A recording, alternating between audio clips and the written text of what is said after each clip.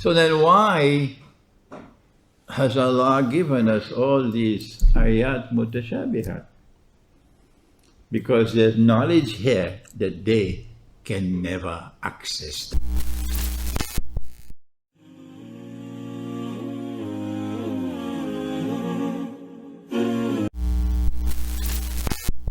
Bismillahi awwaluhu wa akhiruh.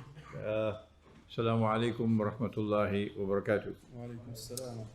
Yesterday, we looked at the memory of the child and recognized memory to be something of tremendous importance. That if your memory is damaged, your capacity to think will be diminished. And what is happening to our children now in this age where we are inundated with electromagnetic waves all around us in the cities is that the memory of the child is being damaged. We spoke yesterday about the imagination. When the child reaches the age of 10, 11, 12, 13, 14, and how the imagination must be fed so it can expand and expand and expand. And the natural environment to trigger off the expansion of the imagination is all around us in nature. The child must interact with nature, with the trees, and the flowers, and the birds, and the wind, and the waves, and the sea, and the clouds. And in this interaction with Allah's book out there, the book of nature, the imagination can expand. And instead today the child is hooked to the smartphone and to the cyber world, which is an artificial world. And so the growth of the imagination is stunted.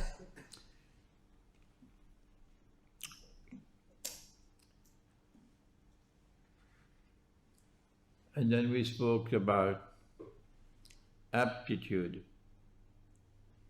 that Allah creates us all with different aptitudes. And it is the function of the teacher, of the mother, of the father, the uncle, the imam, to spot the aptitude of the child and to allow this river to run in the direction that Allah has ordained it should run, so that it can become a big river and not to move in another direction. This is the direction you'll end up with a Mercedes-Benz motor car.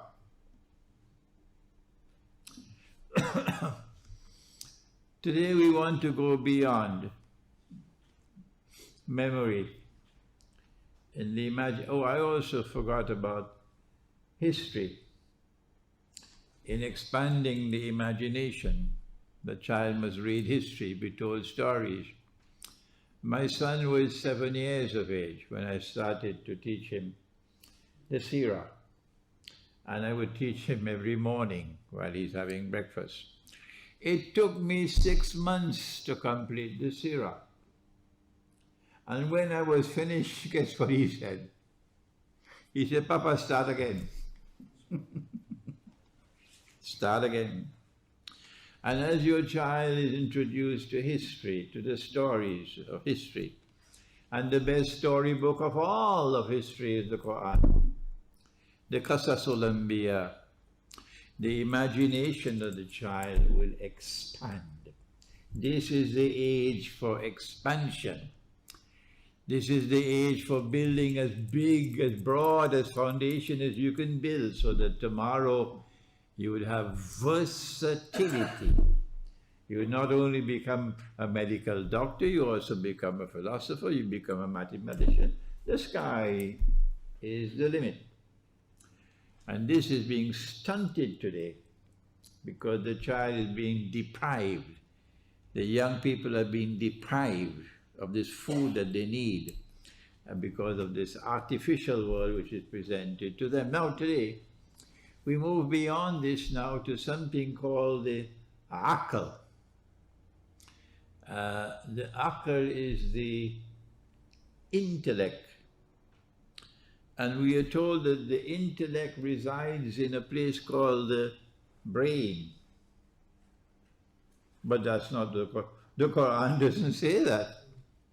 The Quran speaks of Aql as an activity that is located in the heart.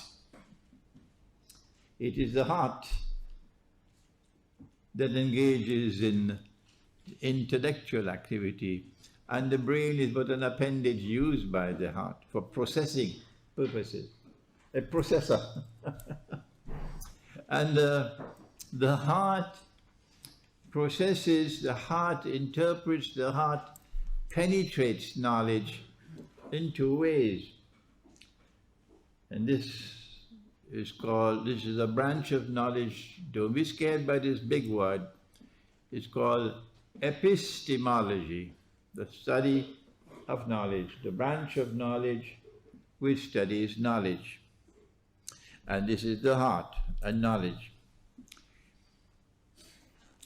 Nabi Muhammad ﷺ said, every prophet has warned his people about Dajjal.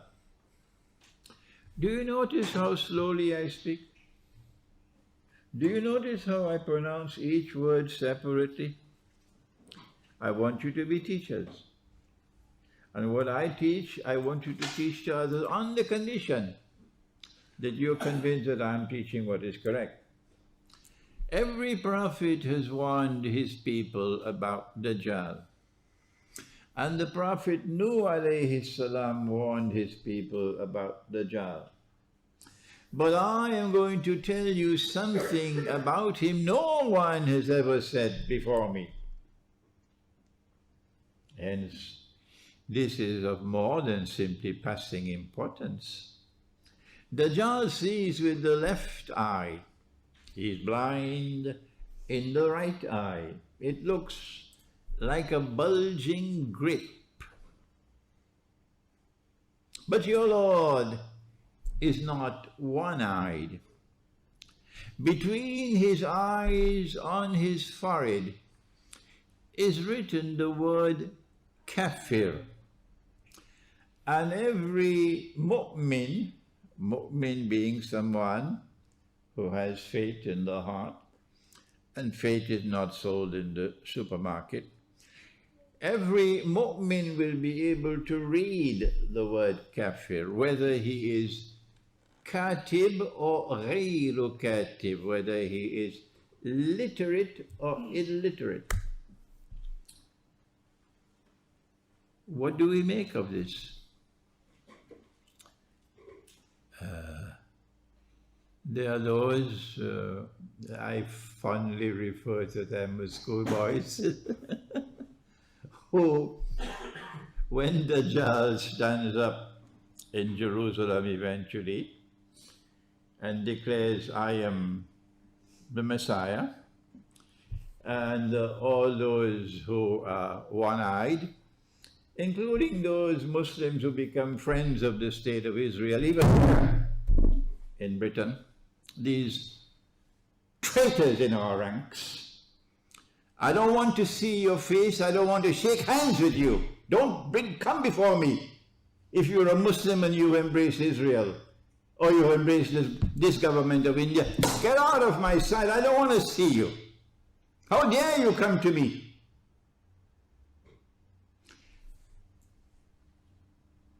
When this man stands up in Jerusalem and says, I am the Messiah, the schoolboy will say, no, you cannot be the Messiah.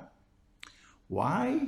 Because the prophet said, the Messiah has the word kafir written on his forehead, and every mu'min will be able to read it. And I can't see the word kafir written on your forehead, so you are not Dajjal. That's the schoolboy. because he lacks the capacity to think. I don't know, maybe because he became a friend of the State of Israel, that's why he lost the capacity to think. So why is it that Abu Bakr Siddiq can read Kafir, but Abu Jahl cannot read it?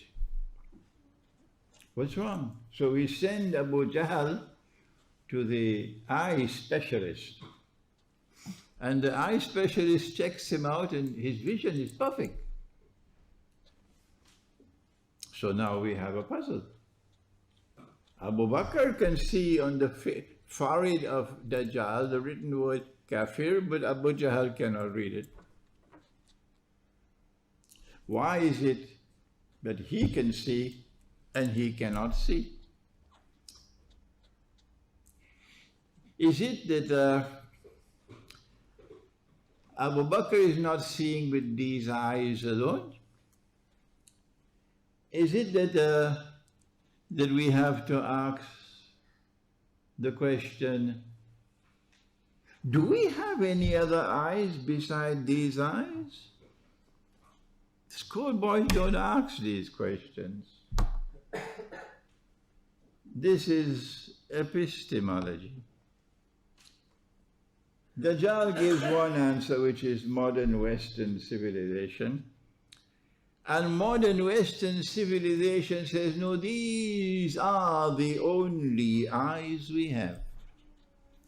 We have no other eyes. And so knowledge comes, as I said yesterday, from observation, from experimentation and rational inquiry. But the Quran says no. The Quran says that knowledge comes not only from external sight, but also internal sight. أَفَلَمْ يَسِيرُوا فِي الْأَرْضِ Surah Al-Hajj. Will they not travel through the earth? فَتَكُونَ لَهُمْ قُلُوبٌ يَعْقِلُونَ بِهَا, that by traveling through the earth, the dead heart might come alive. The Quran doesn't speak about the brain. The Quran speaks about the heart, that the dead heart might come alive. And with the dead heart which comes alive, you'll now be able to recognize and think and understand what otherwise you could not. أَوْ آذَانٌ يَسْمَعُونَ بِهَا, and with the heart which has come alive, you'll now be able to hear what otherwise you could not hear. Now listen. فَإِنَّهَا لَا تَعْمَى الْأَبْصَارِ وَلَكِنْ تَعْمَى الْقُلُوبَ الَّتِي فِي الصُّدُورِ. What is blind is not these eyes. What is blind is the heart which is inside your chest. This is a completely different epistemology. The knowledge comes only from external observation, that's their view. The knowledge comes both externally and internally, this is our view.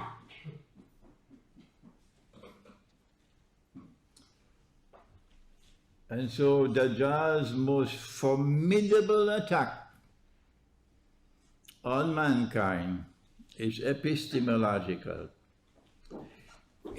Dajjal seeks to reduce our educational system and our house of knowledge only to books that you read. I read that kitab and that kitab and that kitab and that kitab. And that you make you an alim. Yeah, I memorized this and that and that and that and that. That made you an alim. You pass the examination, you now become an alim. What a load of rubbish that in this miserable age we have to live to witness this, that you have to pass an examination to become an alim. We never had this rubbish in all our history. That there is something called an alim course. We never had this rubbish in all our history. Never. And yet today we are told there is something called an alim course. And when you study it and you pass your exam, you're an alim. What a load of rubbish. That's why we are in the mess in which we are today. Because it's only external knowledge. This kitab and that kitab and that kitab and that kitab and that kitab. That is the house of knowledge that has led us into this mess in which we are today. This is what is producing the scholars of Islam today. So when Musa alayhi salam said, yes, I am the most learned of all men. I have to cut some corners because of time. And then Allah said, no, you're not. He said, I want to meet him. And when he met him, you know, Musa is not actually the prophet here. The name of the prophet is being used as a front for Banu Israel. And they say of themselves, we are the chosen of the Lord God.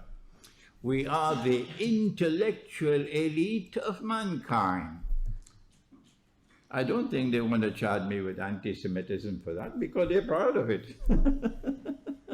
We are the intellectual elite of mankind. So Khidr alayhi salam is sending a message. When Musa said, I want to follow you, to learn from you what Allah gave to you, since you're the most learned of all men. So what does Khidr alayhi salam say to that arrogant world of knowledge? That arrogant world of knowledge that closes the doors of the masjid to someone who wants to teach the Quran? These are the two loveliest verses of Surah Al-Kahf. I've always said, when you come to my grave, if you don't see it, put it there please on my grave for me. Innaka lan tastati'a ma'iya sabra wa kayfa tasbiru ala ma lam tuhit bihi kubra. This is where we have to build a new house of knowledge in Islam. You cannot bear with patience with what I have to teach. No.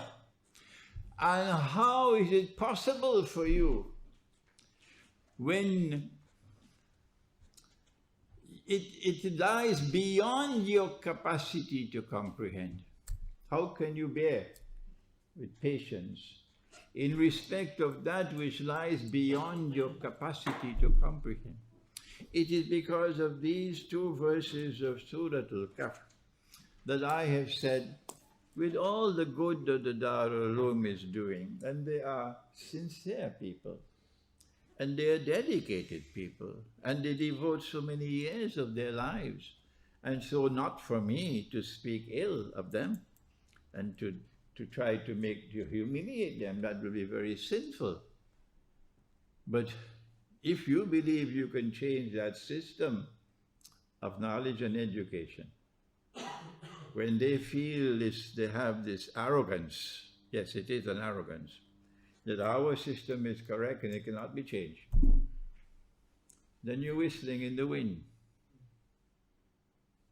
And that's why I have said, the future belongs to those who will build a new model of education and knowledge for higher Islamic learning, a new model. And this new model is here in this part of today's lecture. That he is the most learned of all men because of two things. آتيناه رحمة من عندنا وعلمناه من لدنا علما. Allah gave him knowledge directly. So this is not external knowledge, this is internal knowledge. And Surah Al-Kahf is saying that internal knowledge will never cease. Never cease. Allah will constantly send down knowledge on His servants. But we have to show kindness. We have to show patience, yes. As I have consistently have to show patience, except that sometimes I lose my patience, I have to admit it. When you have knowledge coming directly upon you from Allah, and Allah will choose the servants He wants to send. It doesn't matter whether you are Deobandi or Brelvi or Ahl Hadith or this or that or the other. It is Allah who will choose. And when Allah sends down that knowledge upon you, then only the Khidr alayhi salam, only he is the model of Islamic scholarship in Akhiru Zaman. So when Musa alayhi salam set out to meet him, Allah said, you will find him, as I said yesterday, at Majma'ul Bahrain. This should be the day at the top, the motto of the Institution of Islamic Learning in Akhiru Zaman. This is Majma'ul Bahrain, the place where the two oceans meet. So the schoolboy will say, is it the Atlantic or the Pacific? But the one who is a critical thinker will realize, no, no, no. This is the ocean of knowledge externally acquired and the ocean of knowledge internally received. And these two worlds of knowledge have to come together and be harmoniously integrated. You are seeing Imran sitting in front of you, but the knowledge is not from me. The knowledge is from my teacher, Maulana Dr. Muhammad Fadlur Rahman Ansari. It is his words that are coming to you. That these two worlds of knowledge must be harmoniously integrated. We saw a spark of that. Oh yes, a glittering spark of that in Dr. Muhammad Iqbal, who was not the graduate of a Darul Uloom. If Iqbal was the graduate of a Darul Uloom, he would never have become an Iqbal. Never have become a mufakkir, a thinker. So we have a very significant problem to deal with. We are stuck with the Darul Uloom. We do not want to be disrespectful to them. We do not want to hurt their feelings. All right? But how do you transform them when they shut the doors on you? Answer, you got to build a new house. When Maulana Fadlur Rahman Ansari established the Alimia Institute of Islamic Studies in Karachi, and I was one of the first students of that institute, and they looked at us, they laughed at us. They said, this is neither fish nor fowl. What kind of a Darul Uloom is this man creating? They're not laughing anymore today. No, particularly here in Britain when they're feeling the fire now. Then they tried to copy what he was doing. And they started putting political science in the curriculum and economics in the curriculum. And guess what they do? They will get a lecturer in political science to come and teach the political science class, and a lecturer in economics to come and teach the economics class. And this side of the Darul Uloom continued unchanged. But that's not what Maulana Fadlur Rahman Ansari did. No. We were taught politics from the Quran. And we were taught economics from the Quran. So when I left the Institute of International Relations of the University of the West Indies, I told you yesterday I came first in the class, so I got a further scholarship to go to do the PhD in Geneva. And this is the most prestigious institute in the whole of Europe, the Graduate Institute of International Studies in Geneva. And I'm in the classroom of international economics. And my teacher is Professor Curzon, a distinguished professor of the Institute. And he couldn't take the heat because every day I was challenging him in the classroom.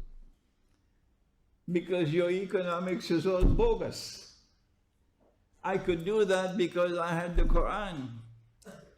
And I was taught economics from the Quran. I was taught how to study the Quran. Do you know what the professor did? I don't think it ever happened in the history of that institute. He called me aside one day. He said, Mr. Hussain, you know you don't have to attend my class. Just write the exam at the end of the year. Meant I don't want you in my class anymore. The heat was too much for him. I took the exam at the end of the year. I passed the exam. So this is Mr. What do you call Dr. Jekyll and Mr. Hyde. Two different worlds of scholarship in the same Darul Uloom. On this side is this one, on this side, and they're not connected to each other. No, says Maulana Fadlur Rahman Ansari. You have to integrate the two worlds of knowledge harmoniously. And to integrate them harmoniously, you need the Quran. And to use the Quran, you have to have the proper methodology for study of the Quran. And this is what Allah is teaching us. In the encounter between Musa alayhi salam and Khidr, is not just a story. The boat and the boy and the wall. It's not just a story. In these three encounters, there is a profound lesson being taught about two epistemologies, two houses of knowledge. This one, inadequate and defective, cannot work in Akhiru Zaman. This is the house of knowledge for Akhiru Zaman, the one which stands on the foundation of Khidr alayhi salam. Why is this so important? Without the Quran, we cannot restore knowledge. As Faisal was saying, once upon a time, we were the intellectual leaders of mankind. Yes. If we are to rebuild that house of knowledge, it is with the Quran. Is there anyone who differs with me? Well, then why did Allah put two kinds of verses in the Quran? Many questions I ask and they don't have an answer. Why? Because they never thought about it. And I am here in Britain to invite them to think. My next lecture in Leicester, I'm inviting you to come. It is 2 nights from now, on the Quran and the Moon, a methodology for recitation of the Quran. And would you kindly bring your children with you? Once they're over 10 years of age, please bring them.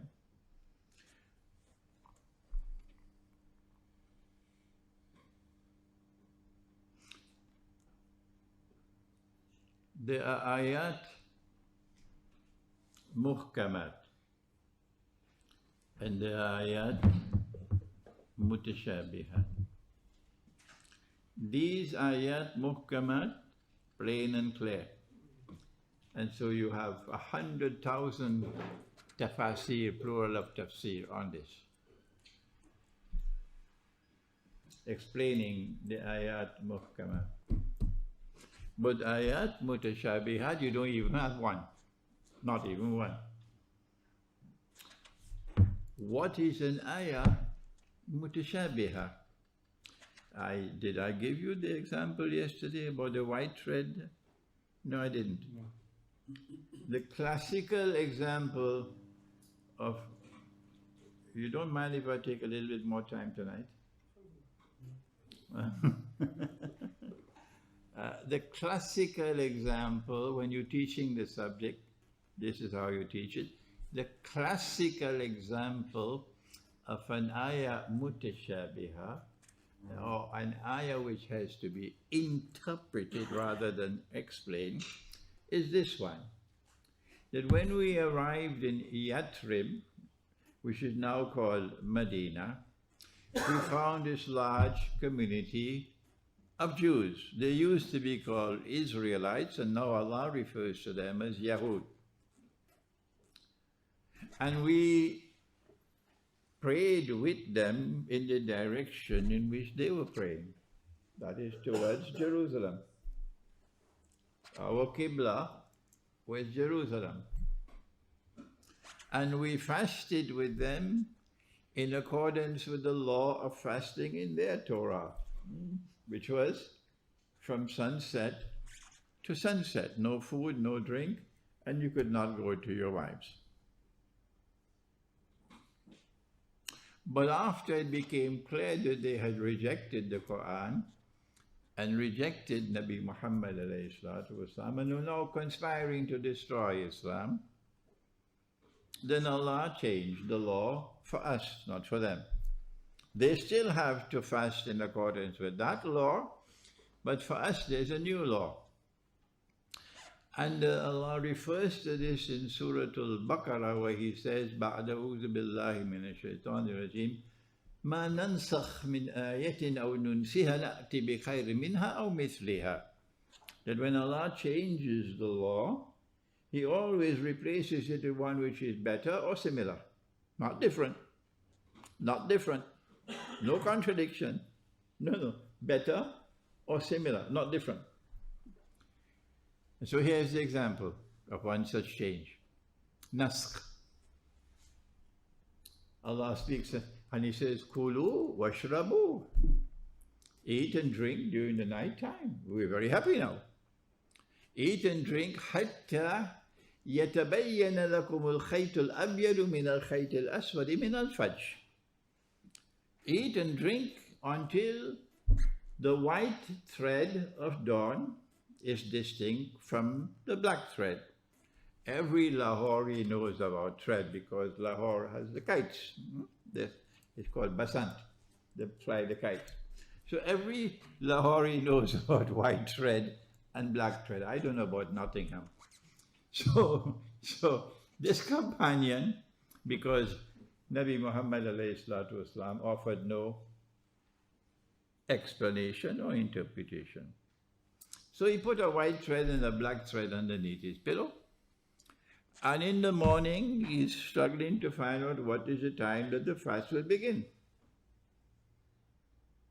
And it's difficult. So he came to the Prophet ﷺ, and it is only at this time and not before that the Prophet ﷺ now gives it ta'wil. I don't have the time to explain to you why. He said, when Allah said white thread and black thread, what He meant was eat and drink until the light of the day is distinct from the darkness of the night. So this is an interpretation of the text. That is ta'wil. When you have to interpret the text, then that is an ayah mutashabiha. And there are many ayat mutashabihat in the Quran. Why has Allah put it there? The only one who can interpret the Quran is the one who receives knowledge. And Allah will not send that knowledge to them who are our enemies. And He will not send that knowledge to those amongst us who betray us to befriend the state of Israel. Tell that to them for me. Convey that message to them from me. Allah will send that knowledge to those who are faithful to him. The state of Israel is the greatest oppressor in the world today, but these idiots don't understand that. And the government of India today is Israel's most faithful ally in the world today. So if you want to befriend the oppressor, get out of our company. We don't want to meet you. Stay away from us. You are traitors. I hope my words reach them, and I hope they terrify them. So then why has Allah given us all these ayat mutashabihat? Because there's knowledge here that they can never access. That's the answer. But when we make an interpretation of the Quran, only Allah can confirm that we are correct. So you cannot go out there and establish a new sectarian movement based on interpretation and divide the Muslims. Tell that to Tehran for me. But that does not mean that we do not have the duty to seek to interpret the Quran. But this is not a plaything. You must only interpret the Quran or interpret a hadith when you are convinced that it is correct, that you are correct. Only then do you interpret the Quran or the hadith. And when you interpret, you must say, Allah knows best. Having said that now,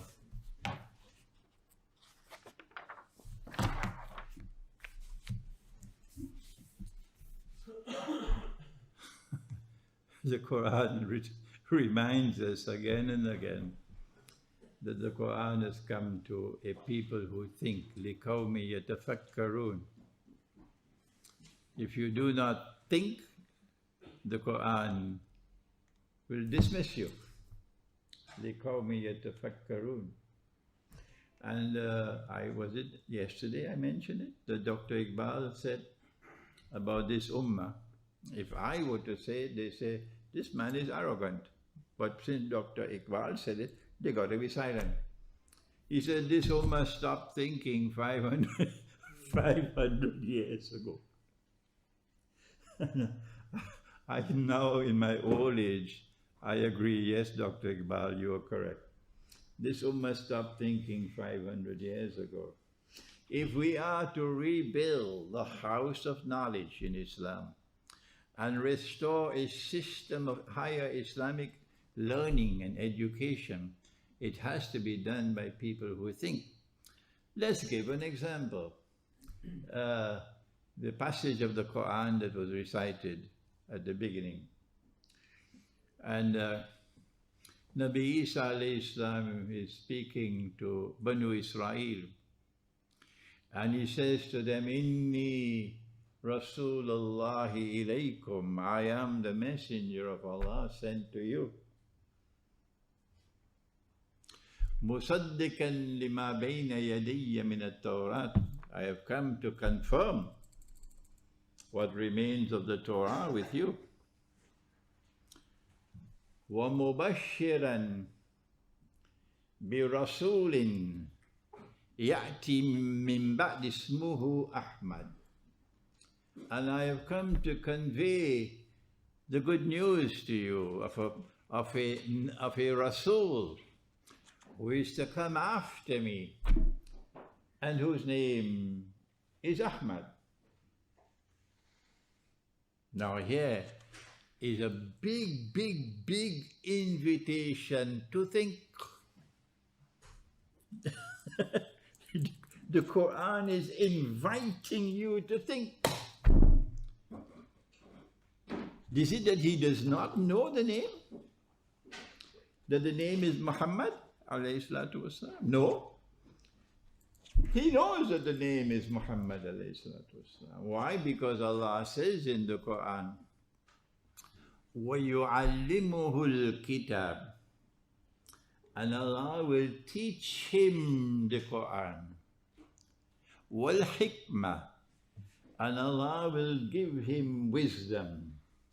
وَالتَّوْرَاةِ وَالْإِنْجِيلِ, and Allah will teach him, after the Quran, Allah will teach him the Torah and the Injil. But in the Quran, Allah refers to him as Muhammad, alayhi salatu wasalam. That's his name. وَمَا مُحَمَّدْ إِلَّا رَسُولٌ. 4 times in the Quran, Allah refers to him by the name Muhammad. So why does he use the word Ahmad? It's a very big invitation to think. And have they been thinking? This is why Iqbal is so correct. Why does he use the word Ahmad when Allah uses the word Muhammad? Sallallahu ta'ala. You will not get the answer unless you think. Not Mirza Ghulam Ahmad's way, of course. No, that misguided man. When you think, and when you go to the totality of all the verses of the Quran on the subject of the relationship between this ummah and his ummah, the ummah of Nabi Muhammad alayhi salatu wasalam, and his ummah, the ummah of Nabi Isa alayhi salam, and you look in the Quran at the relationship between the two, then you'll understand why he used the word Ahmad. When you love someone, when you have intense love for someone, you never use their name. As simple as that. You always have a love name for the person. And it is his intense love for Nabi Muhammad that he gives him a secret name, a special name. And if you and I are alive when Nabi Isa alayhi salam returns, you will hear him. Anytime he refers to our Nabi, he will always use the word Ahmad. And he's sending a message as well. This is critical thinking. That in the same way the two of us are so close to each other, because Nabi Muhammad alayhi salatu wasalam said, he said, when Nabi Isa alayhi salam dies, and you know it, he said he'll be buried next to me. And you know it. If this is the love that exists between these two men, how painful would it be for them that this ummah is boxing with boxing gloves with this ummah? Huh? And when a scholar of Islam approaches the Torah and approaches the Injil, he does so with a sword in his hand, to find everything that is nasty, everything that is disgusting, everything that is shameful, everything that must clearly be in conflict with the Quran, and bring it out. And then the whole world of Islam starts clapping. What a great scholar he is! What a great scholar he is! What a great scholar! We want to debate! Yes, all of this bunch of sheep and goats. Is that the way these two men are with each other? No. Rather than approach the scripture of the Hindus and the scripture of the Jews and the Christians with a sword in your hand, why don't you approach them with respect and search in those scriptures for whatever remnant of truth you can find? And whatever you find which is confirmed by the Quran is, of course, truth. And when you locate truth in the Vedas, the Hindu scriptures, you show respect for it. Instead of vile comments and nasty comments and waging endless wars of hatred and enmity and venom against all Hindus. Is that what this Ummah has become today? Is this where the schoolboys who are scholars have taken us? Huh? No, when you find truth in a scripture other than the Quran, you recognize it as truth. You show respect for it. And if the people who are following that scripture, they have forgotten that truth, then you go to them gently and lead them back to the truth which is with them, rather than say, take the shahada, take the shahada, take the shahada. Which one is the most sensible way? Which one is wise? Huh? Is it not the take them to the truth which is with them? And when they restore that truth which is with them, then gently guide them to a greater truth. These people would respect you. And with these people you can build friendship and eventually alliance. Here is an example, Ismuhu Ahmad, of what we could do if we approach the Quran with the proper methodology of thinking. I want to spend a little time, if you don't mind now, sharing with you what is not being done in our institutions of higher Islamic learning, which is why we are in the mess in which we are today, which is why Pakistan is sunk in riba with no way to get out. And they had to go and bow down before the IMF and borrow 6 billion to pay interest so that they wouldn't default, to pay interest. And the price Pakistan had to pay, and you know it better than I do, is that they had to dismiss the finance minister and replace him with an IMF man, and dismiss the governor of the central bank and replace him with an IMF man. That was the pound of flesh that the IMF wanted.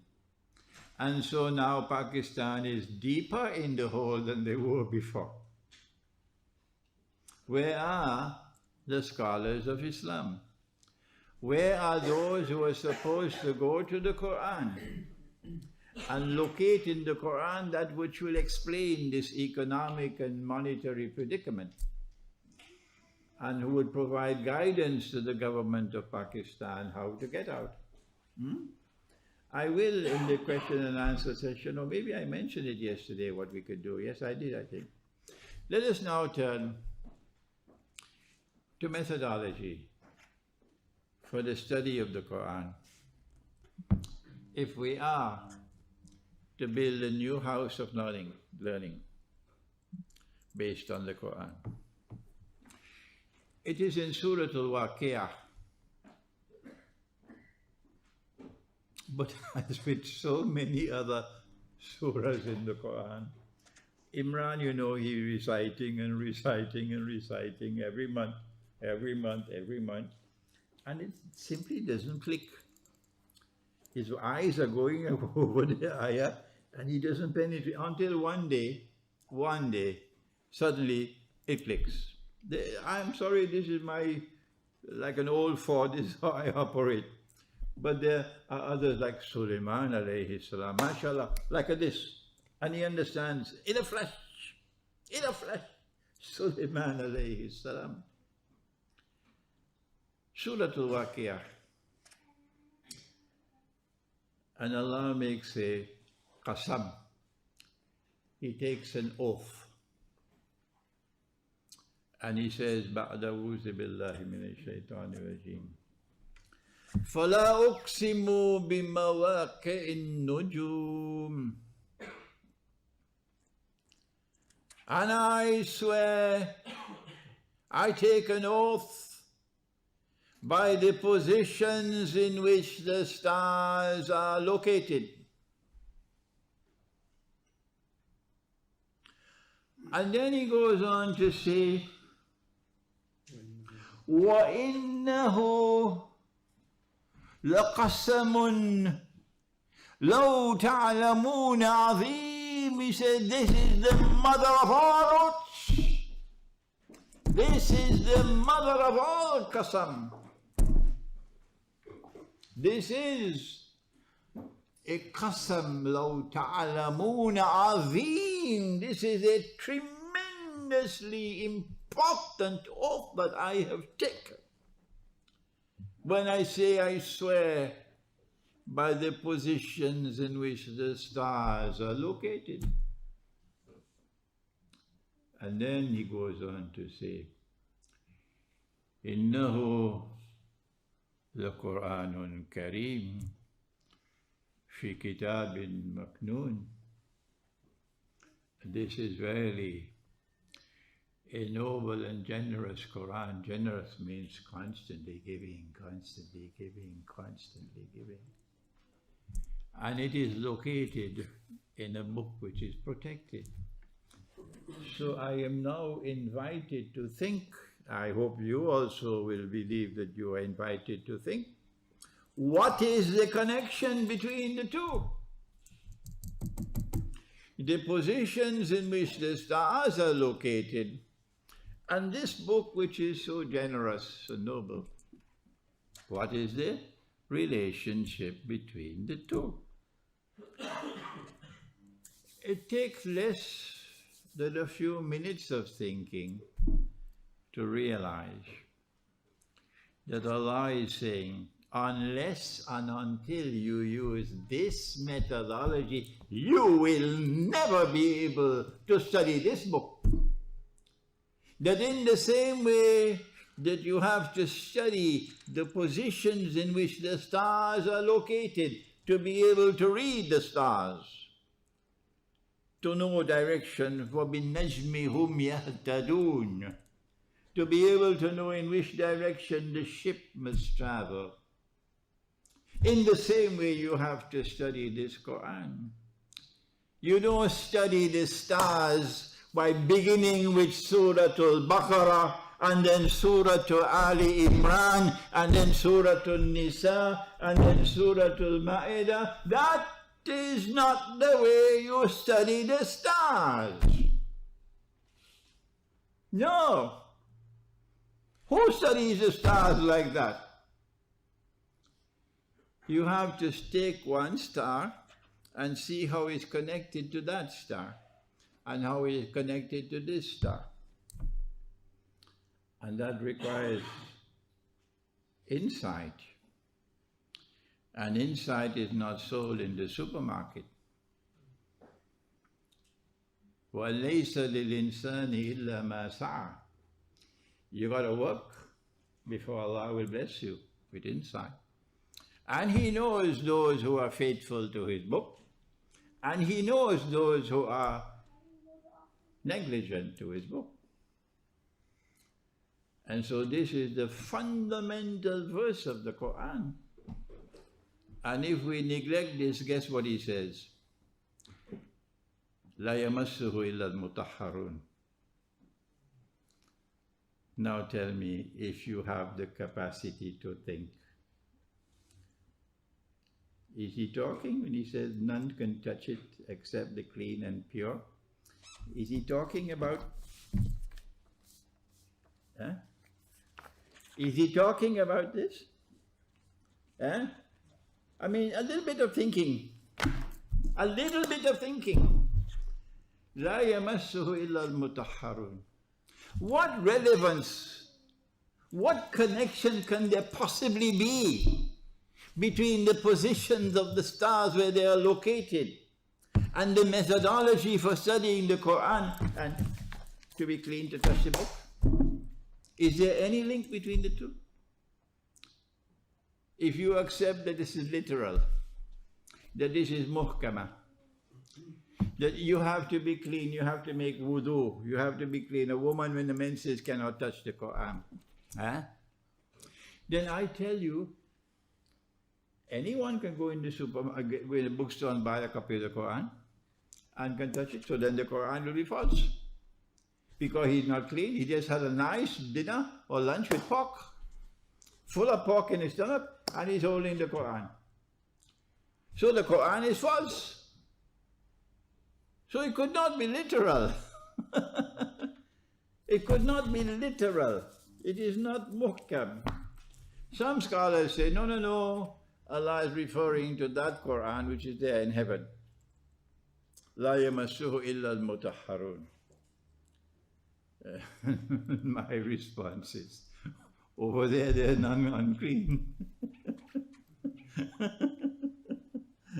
So then we dismiss that as well. La yamassuhu, you cannot even touch. You cannot even touch the knowledge and the wisdom that is located in this Quran. If your heart is unclean, if you're not faithful to Allah, if you betray Allah, no, I can't say that. If I speak like that, my business will collapse. You're unclean. If I speak like that, they put my name on a no-fly list. No, you can't come and lecture in our masjid because the British government will be very annoyed. Huh? Is that cleanliness in the heart? La yamassuhu illa al-mutahharun. This is, oh my gosh, what a terrible warning. You will never succeed in even touching the knowledge in this Quran if you are unclean. And unclean is a very strong word, eh? Unclean, because you're not faithful to Allah. I wish I had another 1 hour, but I don't. Let me give you one classic example of connecting the stars. And not all stars can be connected until a certain time arrives in the historical process. You could even be a Ghazali, but at the time when you lived, it was not as yet possible to be able to locate the link between this and that. So we do not look down at those who came before us. When in this age we were able to locate something that they did not locate before, it's because the time had not yet arrived. Here are 2 passages in the Quran that are linked to each other. One is in Surah Sa'd, and the other is in Surah Sabah.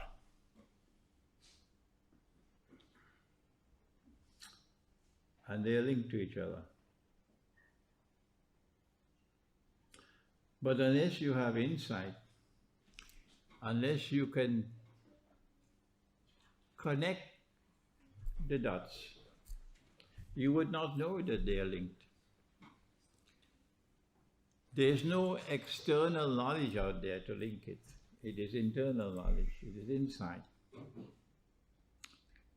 In Surah Sa'd,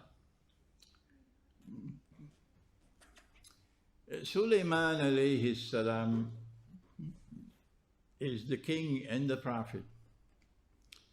And the holy state of Israel, which is the Khilafah state in Jerusalem, is a ruling state in the world, in the sense that there is no rival that can threaten it. None. So he who sits on the throne of Israel is ruling the world.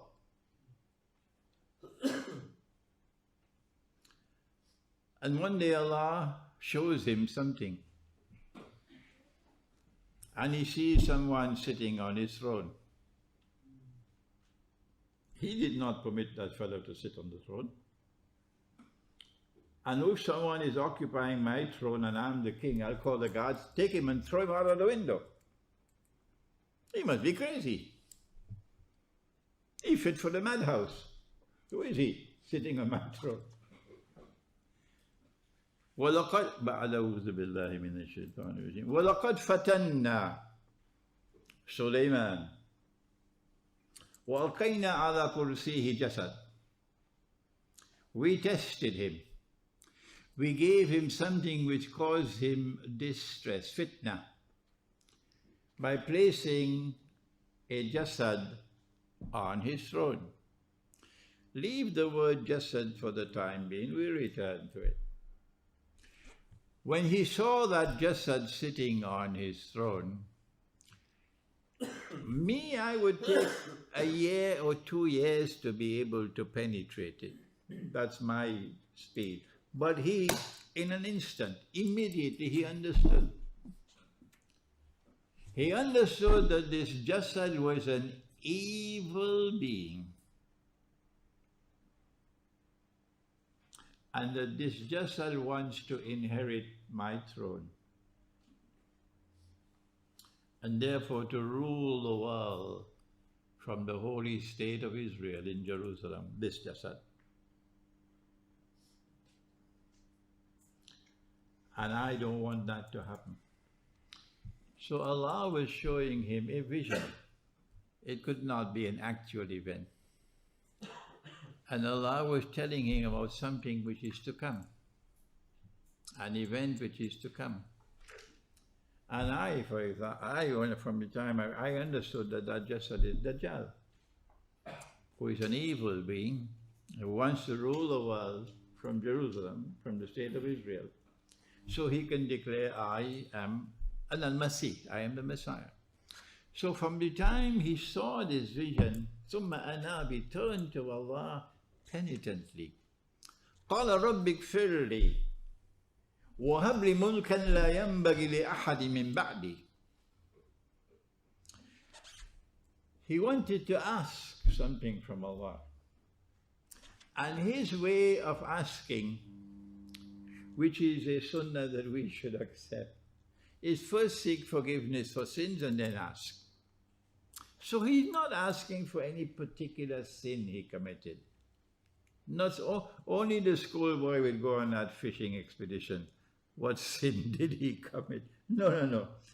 It is a general way. If you want to ask something from Allah, first ask for forgiveness.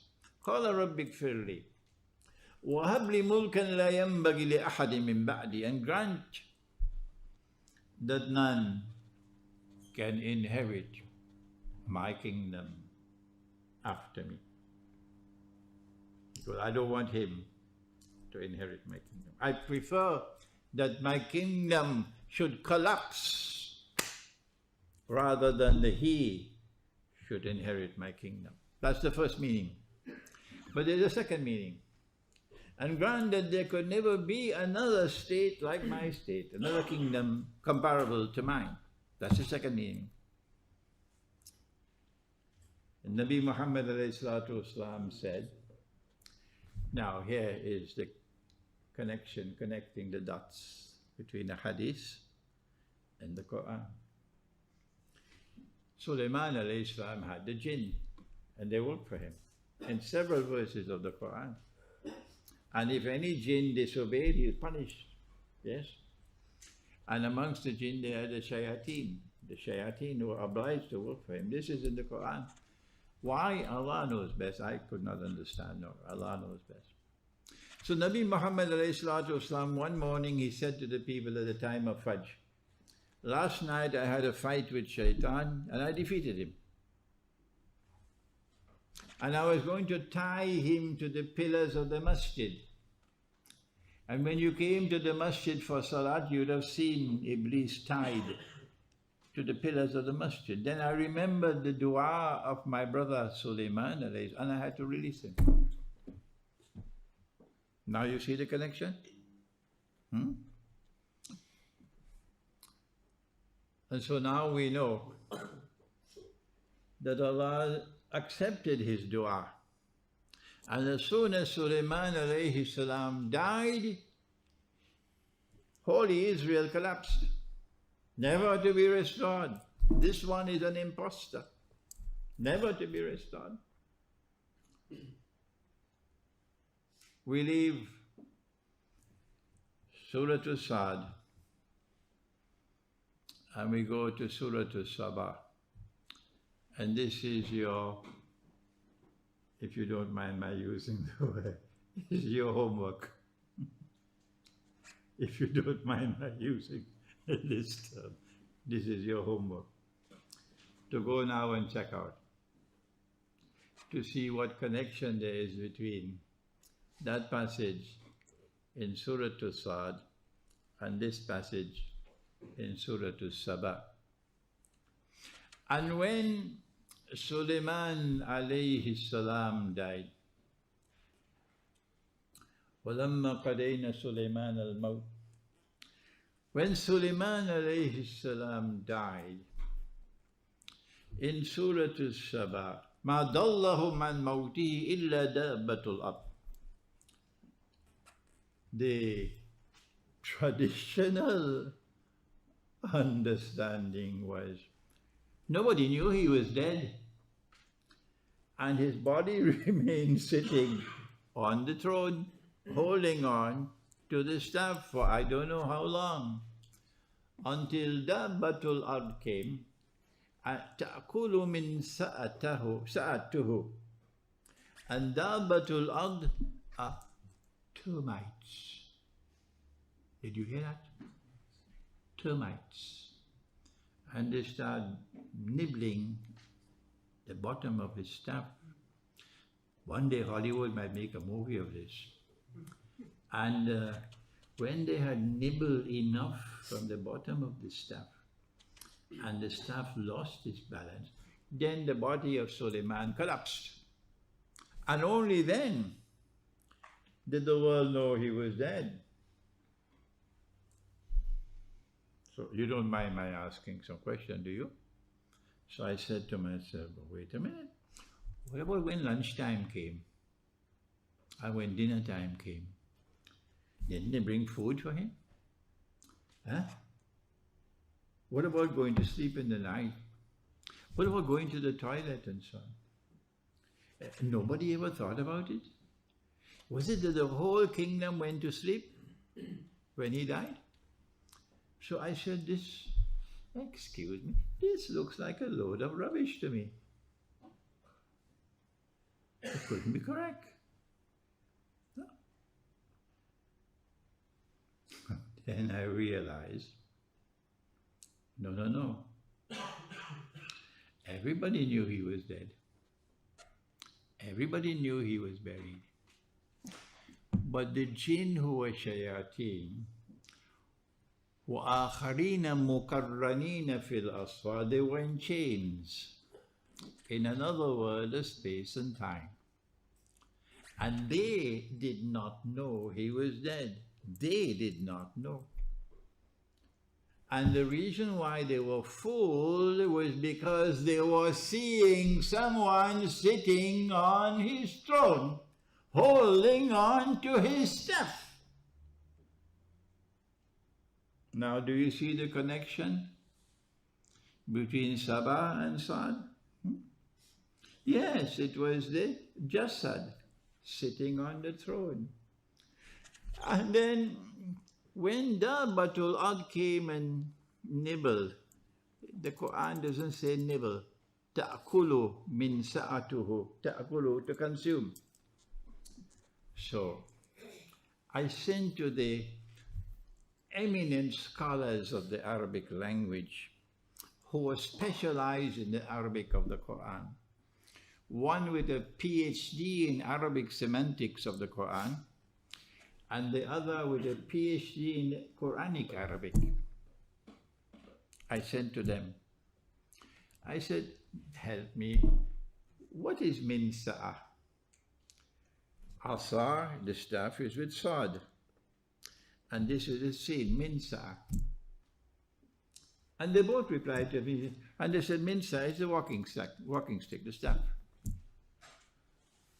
After having gotten the response of the highest caliber of scholarship in Quranic Arabic, I was not satisfied because it didn't match the methodology of the Quran.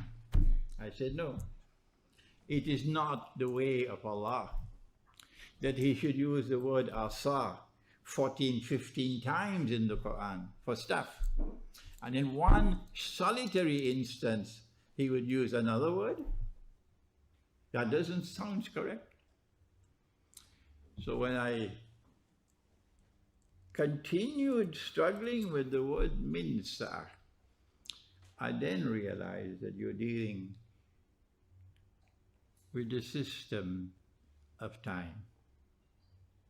The system of time, which we'll touch upon in my lecture 2 nights from now in Resta, inshallah, the Quran and the Moon. That the min sa'a was a property of the staff with which you could intervene in the system of time. And if you intervene in the system of time, you could move back and forth in time. And so while holding on to the staff, he was able to portray images of Sulaiman alayhi salam alive, walking, talking, eating, moving, sitting, standing. And that's why the jinn were taken for a ride. But when Dabbatul Ard came and consumed the minsa of the staff, which has not as yet occurred, it's still to happen, then the staff would lose its property to intervene in the system of time. And then the jinn will be able to see this is not Sulaiman alayhi salam, this is an impostor, this is the Jasad. And who is the Jasad? Now I've given you the proof of the connection between these two passages. This star and that star are now connected. Imam al-Ghazali did not do it. No. Dr. Iqbal did not do it. My teacher did not do it. That does not mean that I am superior to these men. It is because the time had not as yet come. It was not possible in their age. Allah has made it possible now. That does not make me in any way superior. I am fit to clean the shoes of these men, not fit to even clean their shoes. So my presenting this link between those stars does not make me superior to them in any way. Forget that. Now then, what's a Jasad? And I'll finish the talk, it's too long now. I'm giving you a taste of the scholarship which is to come when we rebuild the house of knowledge in Islam that Faisal is struggling for. And a new kind of Darul Uloom emerges that will now be able to study the Quran the way it ought to be studied, and then be able to advise the government of Pakistan how you deal with this problem. The Quran refers to the golden calf as Jasad. The Samiri had said, give me a gold, and he melted it and made a golden calf. He said, this is your God, worship it.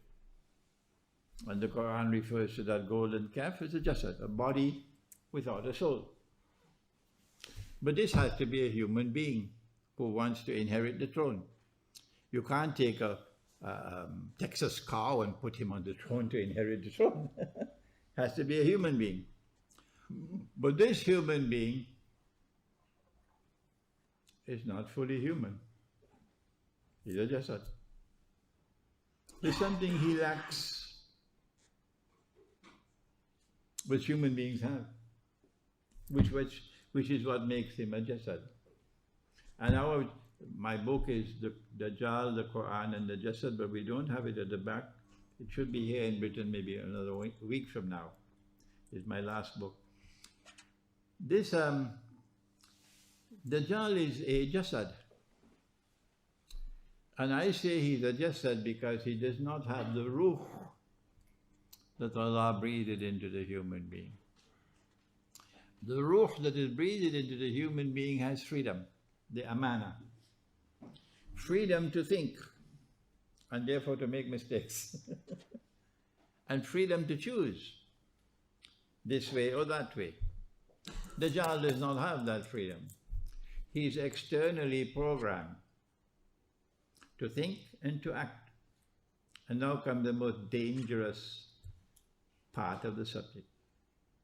Because he is externally programmed to think and to act, his master plan is to reduce all of mankind to become just as like himself.